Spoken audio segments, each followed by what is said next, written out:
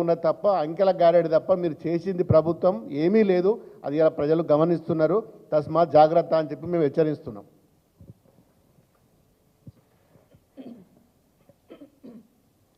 ఈరోజు గౌరవ ముఖ్యమంత్రి గారు మాట్లాడిన మాటలు ఏవైతే ఉన్నాయో సభ్య సమాజం తలదించుకునే విధంగా కొన్ని వ్యాఖ్యలు చేస్తున్నారు. ఈరోజు స్వతంత్రం సాధించిన రోజు అందరం కూడా అదే మూడ్లో ఉన్నాం. ఆ మహనీయుల త్యాగాలన్నీ కూడా నెమరు వేసుకుంటూ ఉదయం నుండి కార్యక్రమాలు చేసుకుంటూ వచ్చున్నాం. పిల్లలకన్నీ నీతులు చెప్పుకుంటూ ప్రతి స్కూల్లో చెప్తూ వచ్చిన సందర్భంలో ఒక్కసారి టీవీ ముందు కూర్చొని చూస్తూ ఉంటే ఈ రాష్ట్రానికి ఈ రాష్ట్ర ప్రజలకు ప్రతినిధిగా ఉన్న గౌరవ ముఖ్యమంత్రి గారు మాట్లాడిన మాటలు చూస్తూ ఉంటే అంటే అందరు కూడా తలంచుకునేటట్టు ఈరోజు చూసిన సందర్భం చూస్తున్నాం. ఒకటి నాకు ఏమర్థమైందంటే ఈరోజు ముఖ్యమంత్రి గారు మాటలు విన్న తర్వాత సీతారామ ప్రాజెక్ట్ క్రెడిట్ ఎవరిదంటే ఎవరైనా పోటీ పడడానికి వాళ్ళ మంత్రులు ఏ విధంగా కొబ్బరికాయలు కొట్టిండ్రు పోయింది అనేది రాజశేఖర రెడ్డి గారు చెప్పున్నారు. నిజంగానే సీతారామ ప్రాజెక్ట్ని 8 నెలల్లో పూర్తి చేయగల సత్తా ఈ ప్రభుత్వానికి ఉంటే పాలమూరు రంగారెడ్డిని ఎందుకు గాలికి వదిలేసిన ముఖ్యమంత్రి గారు అని అడుగుతా ఉన్నాను. ఎందుకంటే మీ జిల్లాకు సంబంధించింది ఆ ప్రాంతానికి సంబంధించింది ఇప్పటి వరకు ఒక్కసారి కూడా రివ్యూ చేసిన సందర్భం మాకు కనిపించలేదు.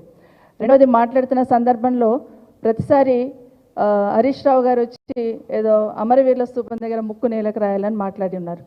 నేను అడుగుతా ఉన్నాను నేరుగా గౌరవ ముఖ్యమంత్రి గారికి, రాజశేఖర రెడ్డి గారు చెప్పినట్టు 47 లక్షల మంది రైతులకు రుణమాఫీ కావాలి కదా, మీరు ఇచ్చిన డబ్బులలో మీరు ఇచ్చిన లెక్కలలో మీరు చూపించిన లెక్కలో చూస్తేనే ఈరోజు 22 లక్షల మందికి రుణమాఫీ అయినట్టు స్పష్టంగా కనిపిస్తూ ఉంది. మరి మిగతా బ్యాలెన్స్ రైతులకి రుణమాఫీ కానందుకు మీరు ముక్కు నేలకు రాయాలా అమరవీరుల స్తూపం దగ్గర అనేది మిమ్మల్ని మీరే ప్రశ్నించుకోండి అని కోరుతా ఉన్నాను. ఎందుకంటే ఇదంతా కూడా రేపు జనాలు ఇప్పటి వరకు వెయిట్ చేసి ఉన్నారు. 2 లక్షల రుణమాఫీ వస్తుంది, ఇంకా మాది రుణమాఫీ అవుతుందనే నమ్మకం విశ్వాసంతో ఇప్పటివరకు ఎదురు చూస్తూ ఉన్నారు. రేపు ఒక్కసారి మాది రుణమాఫీ కాలేదంటే రైతులందరూ రోడ్డు మీదకి ఎక్కడొస్తారో అనే ఆలోచనతో ఇష్యూ డైవర్షన్ కోసం మీరు ఈరోజు హరీష్ రావు గారి గురించి మాట్లాడారు అనేది అర్థమవుతుంది. ఎవరైతే గట్టిగా ప్రశ్నిస్తారో ఎవరైతే గట్టిగా మాట్లాడతారో వాళ్ళ గురించి కామెంట్ చేస్తూ ఇష్యూ డైవర్ట్ చేయాలి, సైకలాజికల్గా అంటే డిమోరలైజ్ చేయాలనే ఆలోచన ఈ ప్రభుత్వం చేస్తుంది అనేది ప్రజలు ఇప్పటికే గమనించున్నారు. మీరు ఎన్ని రకాలుగా మమ్మల్ని కార్నర్ చేస్తున్నా, ఎన్ని రకాలుగా బీఆర్ఎస్ పార్టీకి సంబంధించిన ఎమ్మెల్యేలను కానీ గౌరవ కేసీఆర్ కానీ ఎన్ని కామెంట్స్ చేసినా కూడా ప్రజల పక్షాన ప్రశ్నిస్తూనే ఉంటాం. మీరు ఇచ్చిన హామీల గురించి నిలదీస్తూనే ఉంటాం. మీరు ఎన్ని మాటలు మాట్లాడినా, ఎంత దిగజారి మాట్లాడినా, ఎంత వేలైతే చూపించే ప్రయత్నం చేస్తున్నా ఖచ్చితంగా మాట్లాడుతూనే ఉంటాం, ప్రశ్నిస్తూనే ఉంటాం. తప్పించుకోవడానికి అవకాశం లేకుండా ప్రజల పక్షాన్ని నిలబడుతుంది బీఆర్ఎస్ పార్టీ.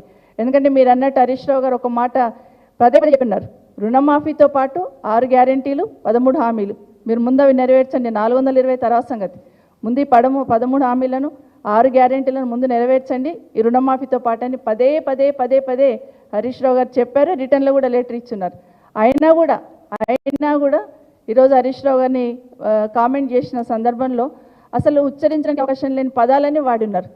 అంటే రాజకీయాలలో అందాలు పనికొస్తాయా, అందం ఎందుకు పనికొస్తుంది, పనిచేసి నమ్మకం విశ్వాసాన్ని చురగొనాలి. కానీ పక్కన ఉన్న వాళ్ళందరూ చూస్తూ ఉంటే పక్క రాష్ట్రాలు ఈరోజు గొప్ప చెప్పుకున్నారు, మేమేదో చాలా గొప్ప చేసినాం రుణమాఫీ అని. కానీ మీ మాటలు చూస్తే పక్క రాష్ట్రాల్లో నలుగురు తలంచుకొని తెలంగాణ రాష్ట్రంలో మాట్లాడిన ముఖ్యమంత్రి గారు మాట్లాడిన మాటలు వినొద్దు అనే లెవెల్లో ఈరోజు మీరు మాట్లాడున్నారు. చాలా అంటే చాలా ప్రజలందరూ కూడా ఈరోజు తెలంగాణ రాష్ట్ర ప్రజలు కూడా అనుకుంటున్నారు మా ప్రతినిధి ఇదే మాట్లాడే మాటలు అసలు సమయం సందర్భం లేకుండా ఏ విధంగా డైవర్ట్ చేస్తారనడానికి ఇది పక్క నిదర్శనం అని తెలియజేసుకుంటూ, ఎందుకంటే 8 నెలలు అవుతుంది ప్రతి మీటింగ్లో చూస్తున్నాం, ప్రతి మంత్రులను చూస్తున్నాం, మన రాష్ట్ర ముఖ్యమంత్రి గారిని చూస్తున్నాం.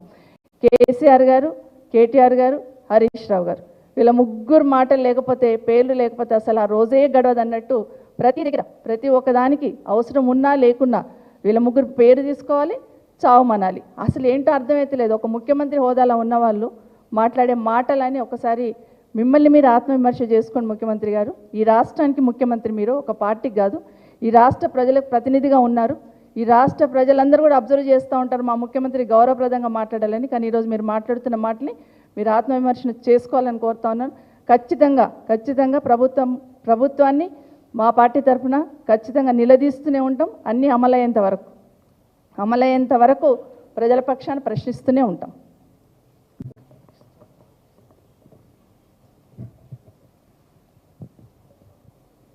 ఎలక్ట్రానిక్ మీడియా, ప్రింట్ మీడియా మిత్రులందరికీ కూడా నమస్కారాలు తెలియజేస్తా ఉన్నాను.